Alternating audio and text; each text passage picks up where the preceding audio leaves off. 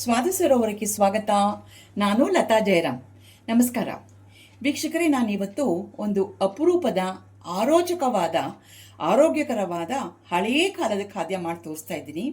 ಅದೇನೆಂದರೆ ಕರಿ ಎಳ್ಳಿನ ಗೊಜ್ಜು. ಕೇಳಿದ್ರೇ ಬಾಯಲ್ಲಿ ನೀರೂರುತ್ತೆ. ಈ ಗೊಜ್ಜನ್ನ ಚಪಾತಿ ಜೊತೆಗೆ ಅನ್ನ ಜೊತೆ ಕಲ್ಸ್ಕೊಂಡು ತಿಂದರೆ ಹೇಳೋದೇ ಬೇಕಾಗಿಲ್ಲ, ಅಷ್ಟು ತೃಪ್ತಿ ಆಗತ್ತೆ. ಮತ್ತು ಈ ಚಳಿಗಾಲಕ್ಕಂತೂ ಕರಿ ಎಳ್ಳು ಭಾಳ ಒಳ್ಳೆಯದು, ಎಲ್ರಿಗೂ ಗೊತ್ತಿದೆ ಆ ವಿಷಯ. ಯಾಕಂದರೆ ಈ ಚಳಿಗಾಲದಲ್ಲ ಮೈಕೈ ಕಾಲು ಒಡೆಯೋದು ತುಂಬ ಜಾಸ್ತಿ. ಈ ಕರಿ ಎಳ್ಳಲ್ಲಿ ಎಣ್ಣೆ ಅಂಶ ಬಹಳ ಇರುತ್ತೆ. ಮತ್ತು ಹಾರ್ಟಿಗಾಗಲಿ, ಬೋನ್ಸಿಗಾಗಲಿ, ಮತ್ತು ನಮ್ಮ ಡೈಜೆಸ್ಟಿವ್ ಸಿಸ್ಟಮ್ಗಾಗಲಿ, ಅಷ್ಟೇ ಅಲ್ಲದೆ ನಮ್ಮ ರೋಗ ನಿರೋಧಕ ಶಕ್ತಿ ಹೆಚ್ಚಿಸುತ್ತೆ. ಸೊ ಅದನ್ನು ಇವತ್ತು ನಾನು ಮಾಡಿ ತೋರಿಸ್ತೀನಿ. ಖಂಡಿತ ನೀವೆಲ್ಲ ಮನೇಲಿ ಇದನ್ನು ನೋಡಿದ ಮೇಲೆ ಮಾಡ್ತೀರಾ. ಎಲ್ರಿಗೂ ಇಷ್ಟ ಆಗುತ್ತೆ ಅನ್ನೋದು ಒಂದು ನಂಬಿಕೆ ನನಗಿದೆ. ಈಗ ನಾನು ನಮ್ಮ ಸ್ವಾದ ಸರೋವರ ಚಾನಲ್ ಯಾರ್ಯಾರು ನೋಡ್ತಾ ಇದ್ದೀರೋ ದಯವಿಟ್ಟು ಎಲ್ಲರೂ ಲೈಕು, ಶೇರು, ಸಬ್ಸ್ಕ್ರೈಬ್ ಮಾಡಿ ಮತ್ತು ವಿಡಿಯೋನ ಪೂರ್ತಿ ನೋಡಿ ನಮಗೆ ಸಪೋರ್ಟ್ ಮಾಡಿ. ಅಷ್ಟೇ ಅಲ್ಲದೆ ಆ ಬೆಲ್ ಐಕಾನ್ ಬರುತ್ತಲ್ಲ, ಬೆಲ್ ಐಕಾನ್ ಪ್ರೆಸ್ ಮಾಡಿ ಆಲ್ ಅನ್ನೋ ಆಪ್ಷನ್ ಸೆಲೆಕ್ಟ್ ಮಾಡಿದ್ರೆ ನಾವು ಮಾಡೋ ಅಡುಗೆಯ ಪ್ರತಿಯೊಂದು ನೋಟಿಫಿಕೇಷನು ನಿಮಗೆ ಬಂದು ಮೊದಲು ತಲುಪತ್ತೆ. ಈಗ ಕರಿ ಎಳ್ಳಿನ ಗೊಜ್ಜು ಮಾಡೋದು ನೋಡೋಣವೇ, ಬನ್ನಿ. ಆರೋಗ್ಯಕರವಾದ ಕರಿ ಎಳ್ಳಿನ ಗೊಜ್ಜು ಮಾಡೋಕ್ಕೆ ನಾವೊಂದು 50 ಗ್ರಾಮಷ್ಟು ಕರಿ ಎಳ್ಳು ತೊಗೊಂಡಿದ್ದೀನಿ. ಇದನ್ನು ಈ ಬಾಣಲೆಗೆ ಈಗ ಹಾಕಿ ಡ್ರೈ ರೋಸ್ಟ್ ಮಾಡ್ಕೊತೀನಿ. ಚಿಟಿಪಿಟಿ ಅಂತ ಎಳ್ಳು ಸಿಡಿಬೇಕು, ಅಷ್ಟವರೆಗೂ ಚೆನ್ನಾಗಿ ರೋಸ್ಟ್ ಮಾಡ್ಕೊಳ್ಳೋಣ. ಎಳ್ಳು ಚೆನ್ನಾಗಿ ಚಿಟಿಟಿಟಿ ಅಂತ ಸಿಡಿತಾ ಇದೆ. ಇವಾಗ ಚೆನ್ನಾಗಿ ರೋಸ್ಟ್ ಆಗಿದೆ ಮತ್ತು ಅದರ ಪರಿಮಳನೂ ಬರ್ತಾ ಇದೆ.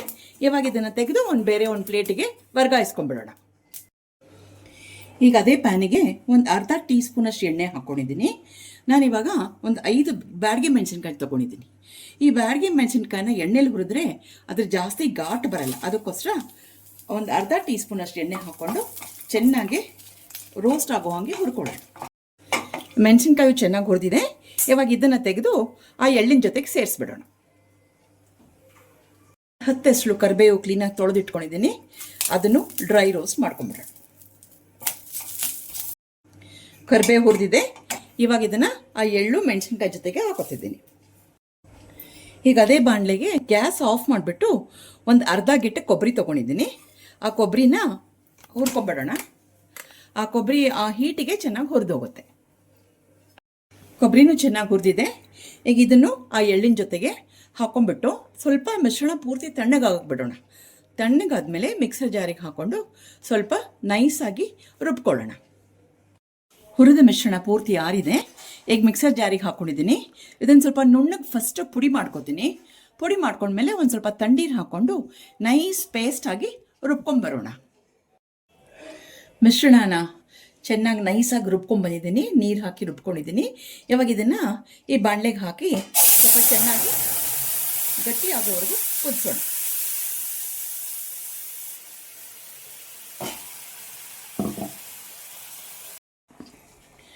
ಚೆನ್ನಾಗಿ ಕುದೀತಾ ಇದೆ. ಇವಾಗ ಇದಕ್ಕೆ ಒಂದು ದಪ್ಪ ನಿಂಬೆಹಣ್ಣು ಗಾತ್ರದಷ್ಟು ಹುಣಸೆಹಣ್ಣು ರಸ ತಗೊಂಡಿಟ್ಕೊಂಡಿದೆ. ಅದನ್ನು ಇದಕ್ಕೆ ಮಿಕ್ಸ್ ಮಾಡಿಬಿಡೋಣ. ಹುಣಸೆಹಣ್ಣು ಹಾಕಿರೋದ್ರಿಂದ ಸ್ವಲ್ಪ ಬೆಲ್ಲ ಬೇಕಾಗತ್ತೆ. ಸ್ವಲ್ಪ ಬೆಲ್ಲ ಜಾಸ್ತಿನೇ ಬೇಕಿದಕ್ಕೆ. ಬೆಲ್ಲ ಹಾಕ್ಕೊಂಡಿದ್ದೀನಿ. ಮತ್ತು ಹುಣಸೆ ಹಣ್ಣು ಆಯಿತು, ಬೆಲ್ಲ ಆಯಿತು, ಖಾರನೂ ಆಯಿತು. ಇವಾಗ ರುಚಿಗೆ ತಕ್ಕಷ್ಟು ಉಪ್ಪು ಹಾಕ್ಕೊಳ್ಳೋಣ.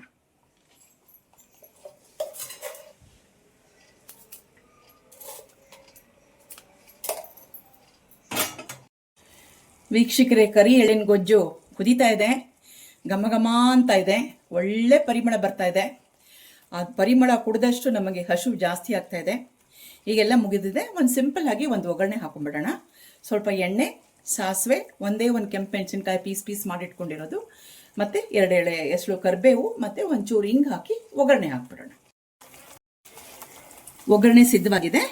ಈಗ ಈ ಒಗ್ಗರಣೆ ಮಿಶ್ರಣನ ಇದಕ್ಕೆ ಬೆರೆಸ್ಬಿಟ್ಟು ಮಿಕ್ಸ್ ಮಾಡಿಬಿಟ್ರೆ ನಮ್ಮ ಆರೋಗ್ಯಕರವಾದ ಘಮ ಅನ್ನುವ ಎಳ್ಳಿನ ಗೊಜ್ಜು ರೆಡಿ. ವೀಕ್ಷಕರೇ, ಇದು ಸುಲಭವಾಗಿ ಮಾಡ್ಕೋಬೋದು. ಎಲ್ಲರೂ ಮನೇಲಿ ಟ್ರೈ ಮಾಡಿ. ಹೇಗೆ ಬಂತು ಅಂತ ನಮಗೆ ದಯವಿಟ್ಟು ತಿಳಿಸಿ. ಇಷ್ಟು ಹೇಳಿ ನಮ್ಮ ಈ ವಿಡಿಯೋ ಮುಗಿಸ್ತಾ ಇದ್ದೀನಿ. ಮುಂದಿನ ವಿಡಿಯೋಲಿ ಸಿಗೋಣವಾ.